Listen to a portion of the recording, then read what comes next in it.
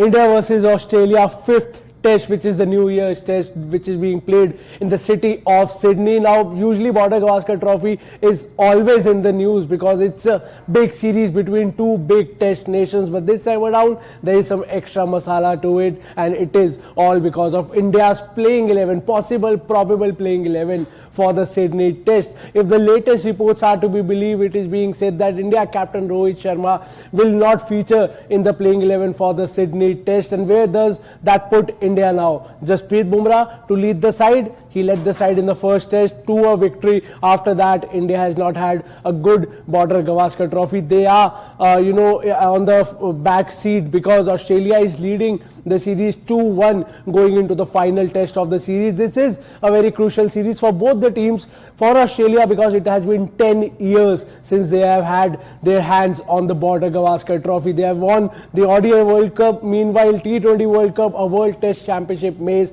but the Border-Gavaskar Trophy has not been in their hands. They are desperate for it. Whereas India, they want to save that Border-Gavaskar Trophy. They will try their best to win this test match and retain that Border-Gavaskar Trophy and extend that wait for the Australian cricket team. Well, as I said, the match is being played in Sydney, and India's record in Sydney is not that good. It has not been a good hunting ground for Team India. Out of the 13 matches that India and Australia have played in Sydney, 7 were a draw. India has lost 5 matches and they have only managed to win 1 match out of those 13. That too came in 1978, a long back. Last 3 matches in Sydney were a draw, so India would be hoping this time around that the victory comes in their favor, because weather also plays a huge role in Sydney. The reason 7 matches out of 13 have been a draw is mainly because of the weather, because there are heavy rains in Sydney. Even this time around there are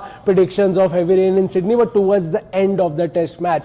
So the fans would be hoping that the rain stays away, and if the rain comes, at least it won't spoil at least more than 50-60 overs. They just want a little shower of rains to pass quickly so that they can see the match, they can see the action. It is, as I said, a very important test match. Now, if there is no Rohit Sharma, Jasprit Bumrah leads the side, but who comes in for Rohit Sharma? Well, it's Shubman Gill. According to all the reports, Shubman Gill, who missed the Melbourne test, the MCG Boxing Day test, he is all set to make his comeback to the Indian 11. Then Akashdeep has been ruled out because of a back injury. Who replaces him? Well, again, the reports are saying Prasidh Krishna will replace him in the playing 11. They have option. They have Harshit Rana, who played in the first 2 test matches of the Border-Gavaskar Trophy this time around, and then they have Prasidh Krishna. Reports are saying Prasidh Krishna, but we'll have to wait and see who plays in the Indian 11 for the Sydney test. Apart from it, there have been a big question mark on Rishabh Pant's inclusion, whether he will play in the 11 or not, or Dhruv Jurel will replace him. There are obviously a lot of questions being raised about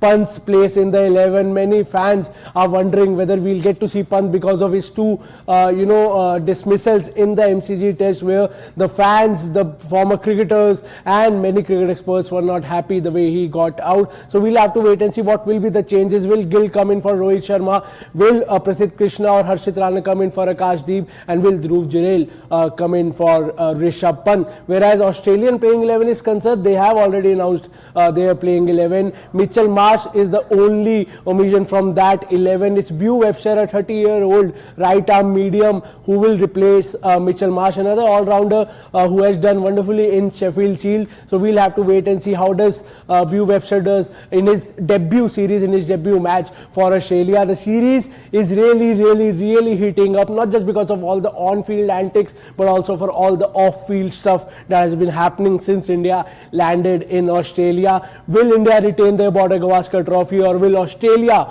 after a wait of 10 years, win the Border-Gavaskar Trophy? We'll have to wait and see.